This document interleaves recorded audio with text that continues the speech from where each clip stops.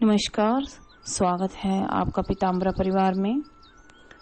आज हम एक विषय पर बात करेंगे कि किसी भी साधना में या तंत्र मंत्र में किसी साधक को पहली बारी में सफलता क्यों नहीं मिलती है। यहाँ पर बहुत सारी बातें ध्यान देने योग्य रहती हैं कि कई बार देखा गया है कि साधक सिद्धि का प्रदर्शन करता है और उपहास का पात्र बन जाता है। जब तक कि कोई सिद्धि प्राप्त ना हो तब तक साधक को कभी भी अपनी साधना का प्रदर्शन या मंत्र शक्ति का प्रदर्शन नहीं करना चाहिए। क्योंकि देखिए, अगर साइंस की दृष्टि से देखा जाए तो जब तक वैज्ञानिक कोई रिसर्च करता है या करता रहता है तब तक वो अपनी रिसर्च को कहीं भी पब्लिक नहीं करता। लेकिन जब वो कामयाब हो जाता है उसी के बाद ही कोई भी वैज्ञानिक या साइंटिस्ट अपनी रिसर्च को पब्लिक करता है। यही बात आपको अपनी रिसर्च में भी मान लेनी चाहिए, क्योंकि जहां आप यंत्र मंत्र साधना या कोई भी साधना कर रहे हैं या कोई भी ऐसा धार्मिक प्रयोग कर रहे हैं तो आपको उसमें अभी सफलता नहीं मिली है। लेकिन यदि आप उसका पहले ही प्रदर्शन कर लेते हैं तो लोग आपको या तो दुर्बुद्धि समझेंगे, पागल समझेंगे या कम बुद्धि वाला समझेंगे या आपका उपहास बनाएंगे। पहली बात तो ये लागू हो जाती है। तो सबसे पहले तो अपनी साधना या जो भी आप मंत्र जप करते हैं उसको गुप्त रखना चाहिए ताकि आप उपहास का पात्र ना बने। देखिए, जब भी कोई वैज्ञानिक या साइंटिस्ट कोई रिसर्च करता है, जब तक वो अपने आविष्कार को कर नहीं लेता पूर्णतया, वो लोगों में अगर उसका जिक्र कर देता है तो लोग उसे पागल समझते हैं और कहते हैं कि अरे पता नहीं क्या है कि वो अपनी जो प्रयोगशाला है उसी में ही बंद रहता है और पता नहीं क्या क्या करता रहता है, वो पागल है। लेकिन जब वही रिसर्च सामने आ जाती है और वो एक इतिहास रच देती है तो वही लोग उनकी तारीफ के पुल बांधना शुरू कर देते हैं। आप देखिए, किसी भी साइंटिस्ट की यहाँ पे बात कर सकते हैं। बड़े बड़े ऐसे साइंटिस्ट हैं, उनके साथ ऐसा ही हुआ है। बहुत सारे वैज्ञानिक हैं, आइंस्टाइन हैं, बहुत सारे हैं, तो उनके साथ सेम ऐसा ही हुआ है। सेम जो धार्मिक लोग जो धार्मिक क्षेत्र में रिसर्च करते हैं, सेम उनके साथ भी ऐसा ही होता है। जब वो कर रहे हैं या लोगों को बता रहे हैं कि ऐसा है, साधना ये है, मंत्र जप का प्रभाव ये है, ये फल मिलता है, इस तरह की शक्तियां रहती हैं, सूक्ष्म लोग रहते हैं या एक्सेट्रा जो भी वो बताता है, तो जो मूर्ख लोग नए जुड़ते हैं या जिनको ज्ञान ही नहीं है या जिनको सिर्फ विरोधाभास ही पैदा करना है, तो वो उल्टे सीधे कहते हैं। अब बात करते हैं कि हजारों लोग हैं जो मेरे शिष्य हैं या साधना की दीक्षा लेकर के कर रहे हैं और उन्हें उस साधना में सफलता नहीं मिल रही है। क्योंकि देखिए, सक्सेसफुल तो बहुत सारे हैं। मतलब अगर आप पीताम्बरा परिवार से जुड़े हैं तो 75% आपकी सफलता निश्चित है। बट कुछ ऐसे भी लोग हैं जो सफल नहीं हो पाते हैं। तो वो कौन से लोग हैं और क्यों एक साधक जो पहली बारी में किसी भी साधना में सफलता हासिल नहीं कर सकता। फर्स्ट ऑफ ऑल देखिए, वो पहली बार किसी क्षेत्र में कदम रख रहा होता है और वो उसमें नया है या उसने उसमें कुछ पहले से भी कर रखा है तो भी उसने प्रॉपर विधि विधान से विदाउट दीक्षा वो चीज कर रखी है, ना उसने अभिमंत्रित सामग्री इस्तेमाल की है। मतलब वो टोटली नया रहता है। तो साधक जब नया रहता है, उसे उतना ज्ञान नहीं रहता। हम उन्हें बताते हैं कि आप इस तरह से कीजिए, ये कीजिए, वो कीजिए, लेकिन वो ठीक से नहीं कर पाता है। ठीक है, साधना में सफलता के लिए सही विधि विधान होना बहुत जरूरी है और किसी साधक को पहली बारी में सफलता नहीं मिलती। जो पूर्णतः अनुभवी साधक रहते हैं, जो गुरु यंत्र का प्रयोग करते हैं, उन्हें ही सफलता मिलती है। इसको हम इस तरह से भी समझ सकते हैं कि रेडियो में जब आप गाने सुनने को बैठते हैं तो एक उसकी फ्रीक्वेंसी आप सेट करते हैं या कोई ना कोई रेडियो चैनल वो पकड़ता है। इससे पहले वो सर्च करता रहता है, जो उसकी सुई रहती है सर्च करने वाली, वो सर्च करती है, एंटीना उसका सर्च करता है ठीक है, तो कोई ना कोई स्टेशन वो उस समय पकड़ता है। लेकिन जब सुई या उसका एंटीना जब रिसर्च कर रहा है तो दैट टाइम क्या होता है, आपको गड़गड़ सड़ इस तरह की आवाज आती है, कुछ कम कुछ ज्यादा, कुछ आपका मनपसंद चैनल भी नहीं होता है और आप बार बार चैनल भी चेंज करते हैं, मतलब उसे अपनी फ्रीक्वेंसी पकड़ने में टाइम लगता है। इसी तरह से साधना क्षेत्र में भी है, जब आप मंत्रों के माध्यम से किसी अदृश्य लोक में संपर्क स्थापित करेंगे तो एकदम से तो नहीं हो जाएगा, आप देखिए, क्योंकि फ्रीक्वेंसी तो आपको पकड़नी पड़ेगी। पहले तो आप अपनी फ्रीक्वेंसी पकड़ने की कोशिश करेंगे, फिर कोई चैनल आपका पकड़ा जाएगा तो वो आपको अच्छा नहीं लगेगा, देन उसको आप चेंज कर देंगे, फिर आप कोई दूसरा चैनल पकड़ेंगे, फिर वो आपको अच्छा नहीं लगेगा, उसको आप चेंज कर देंगे। तो जब तक आपका सही चैनल सेट नहीं हो जाता, यानी कि जब तक आप सही तरह सक्षम इस क्षेत्र में नहीं हो जाते, तब तक आपको अपने मन की सेटिंग करनी पड़ती है। जो आपका मन है, आपका शरीर है, उसकी सेटिंग आपको करनी पड़ती है। एक रीजन ये है। दूसरा रीजन है कि घर का वातावरण जो है अशांत रहता है, मंत्र उच्चारण उनका अस्पष्ट या अशुद्ध रहता है। पहले घर के वातावरण की बात करें, देखिए पीताम्बरा परिवार में जितने भी लोग जुड़े हैं, कोई भी ऐसा नहीं है जो खुशी से साधना क्षेत्र में आया है। कोई ना कोई समस्या रहती है, धन की है, पैसों की है, फैमिली प्रॉब्लम है, नौकरी की कोई प्रॉब्लम है, कोई प्रेम की प्रॉब्लम है, या जो भी है एक्सेट्रा एक्सेट्रा। तो कोई भी आपकी प्रॉब्लम रहती है तभी आप इस क्षेत्र में आते हैं। अदरवाइज मान लीजिए सबको अगर चारों पदार्थ मिले हैं, चारों पदार्थ मतलब धन, मान, यश, वैभव सब कुछ मिला है, शांति भी है, सब कुछ है, तो वो क्यों साधना क्षेत्र में आएगा? तब वो लोग नहीं आते हैं।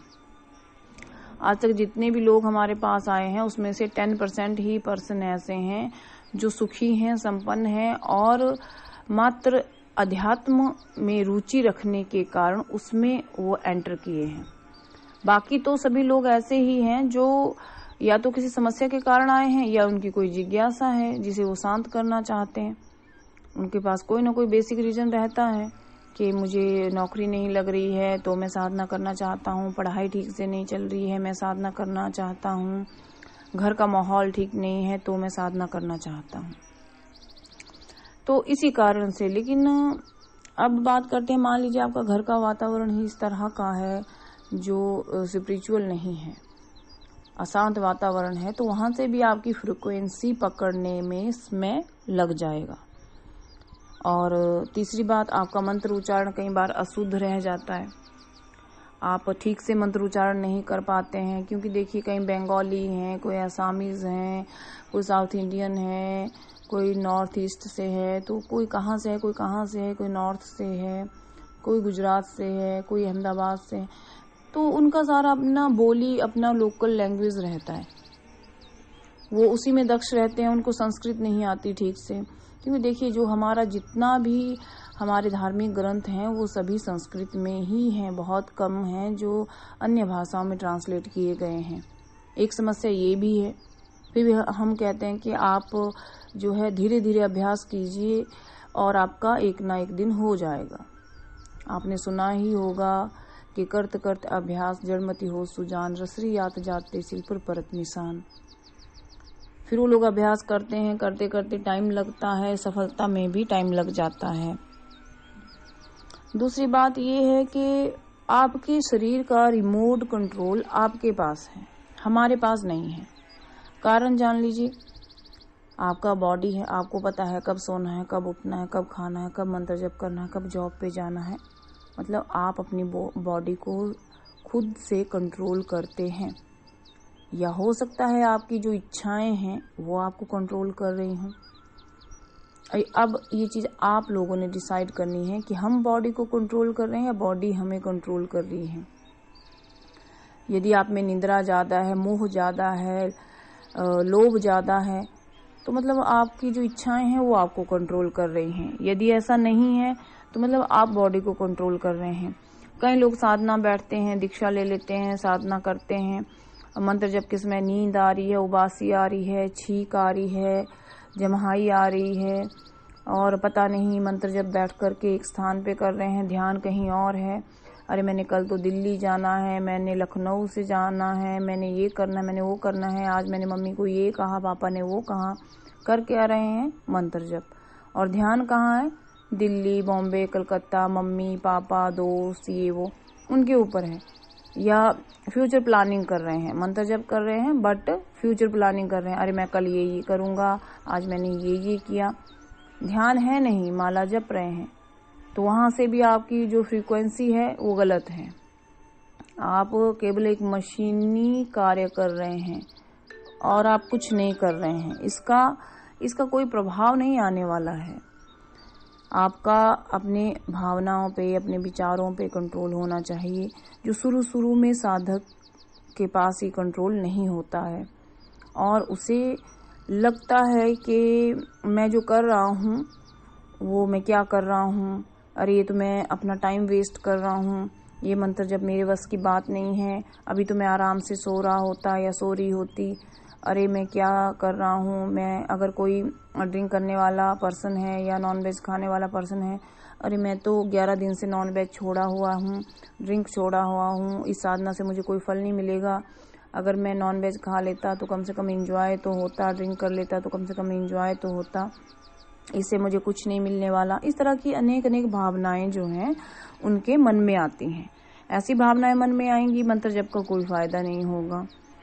तो हमें क्या करना चाहिए? पहली बात, जब भी हम मंत्र जप करने बैठें तो आपको पहली बात ये जरूरत नहीं है कि आप अपने माइंड को कंट्रोल करें, क्योंकि देखिए दिमाग को कोई कभी कंट्रोल नहीं कर सकता। इवन जब आप सोए भी रहते हैं, आपके सारे अंग स्थिर रहते हैं, आपका पूरा बॉडी सो रहा होता है, लेकिन आपका माइंड वर्क कर रहा होता है। कुछ ज्यादा नहीं, आप ड्रीम ही ले रहे होते हैं, आप एक स्वप्न में ही घूम रहे होते हैं, क्या क्या कर रहे होते हैं, स्वप्न में ही आप घूम रहे होते हैं, अपना ड्रीम आप देख रहे हैं और न जाने कहाँ कहाँ घूम रहे हैं। मतलब सारी बॉडी आपकी सोई रहेगी बट आपका माइंड तब भी नहीं सोता है। तो साधना काल में कैसे कंट्रोल हो सकता है?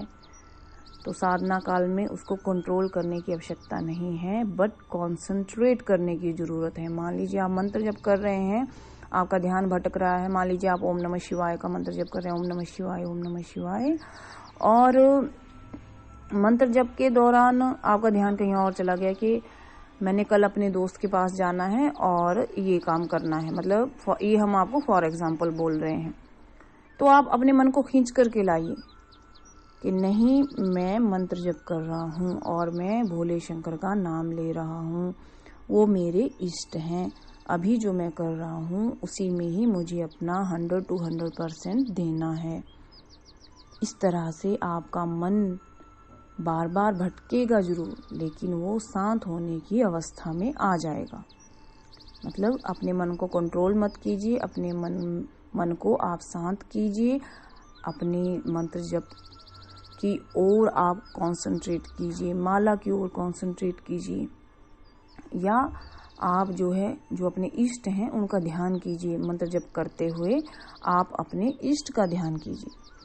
अब दूसरी बात कि चलो ये सब हो गया, लेकिन फिर भी आपका साधना में मन नहीं लग रहा है, क्योंकि जो नया साधक रहता है, जो हमारा शरीर है, जो हमारी इच्छाएं हैं, वो कभी कंट्रोल नहीं होना चाहती, वो हमें इस मोह माया में ही बांध करके रखना चाहती हैं, वो कभी हमारे कंट्रोल में नहीं आना चाहती। तो जब नया जब कोई साधक रहता है, वो अपनी बॉडी को जब कंट्रोल करने की कोशिश करता है तो बॉडी जो अपोजिट रिएक्शन करती है। कैसे करती है? नींद आना शुरू हो जाता है, जम्हाई आना शुरू हो जाता है, छींक आ रहा है, मन भटक रहा है। मतलब आपका जो शरीर है वो आपको सहयोग इस समय नहीं कर रहा है, लेकिन आपने क्या करना है? आपने उससे सहयोग लेने की कोशिश करनी है। आप ये मत सोचिए कि मैं शरीर हूँ, आप ये सोचिए कि मैं एक सोल हूँ और मैं एक प्योर सोल हूँ। यदि मैं एक प्योर सोल हूँ तो मुझे अपने इष्ट का ध्यान और मनन करना ही है, और ड्यू टू साधना मुझे अपने मंत्र पे कंसंट्रेट करना ही है। आपने हमेशा सोचना है कि I am not a body, I am a pure soul. अगर आपकी ये थिंकिंग चलेगी और हर समय चलेगी तो आप निश्चित ही अपने ऊपर कंट्रोल कर जाएंगे, अपनी बॉडी के ऊपर कंट्रोल कर जाएंगे।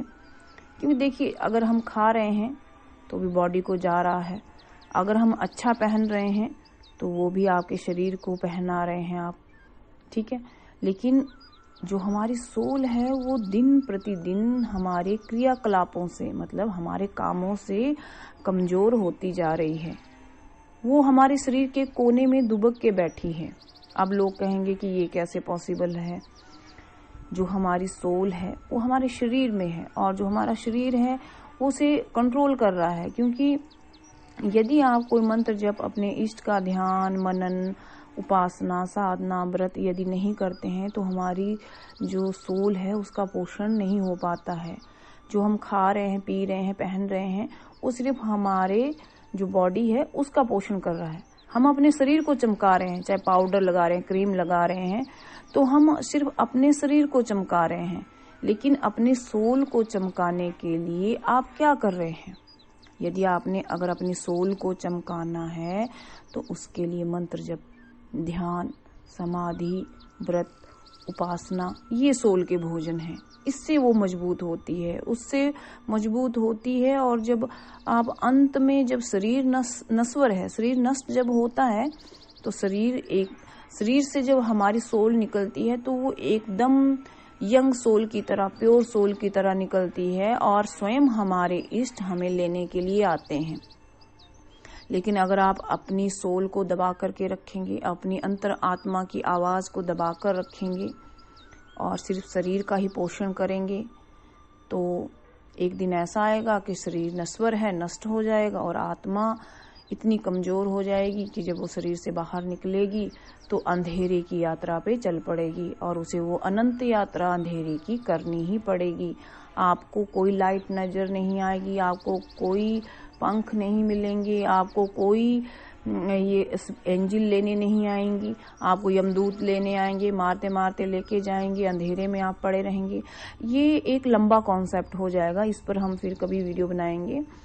अभी इस वीडियो के माध्यम से इतना ही कि जब तक हमारा शरीर, बॉडी, मन पे कंट्रोल नहीं है और हमारी भावनाओं पे कंट्रोल नहीं है और अपने प्रदर्शन, शक्ति प्रदर्शन पे कंट्रोल नहीं है, तो किसी भी साधना में साधक यदि नया रहे तो उसे सफलता नहीं मिलती है।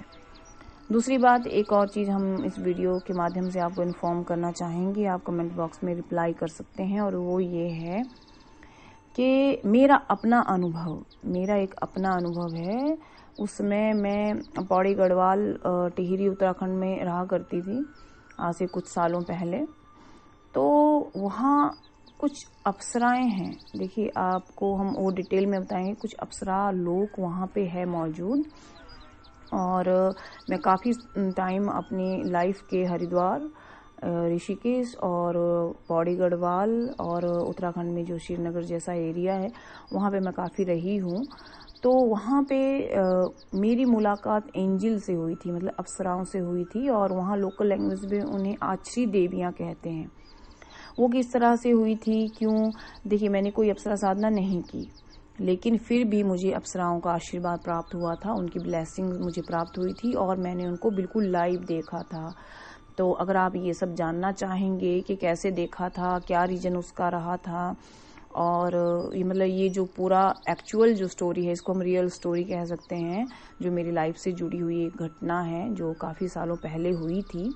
अगर आप चाहते हैं उसको सुनना तो आप कमेंट बॉक्स में बताइएगा, तो मैं कुछ वीडियो के माध्यम से अपनी लाइफ में घटित होने वाली अलग अलग घटनाओं को बताऊंगी। और मैं चाहती हूँ कि अगर शुरुआत की जाए तो जो अप्सराओं के साथ जो मुझे रहने का मौका मिला, या उनसे रूबरू होने का मौका मिला, या मैंने उनको प्रत्यक्ष देखा, तो वहीं से मैं शुरुआत करूंगी।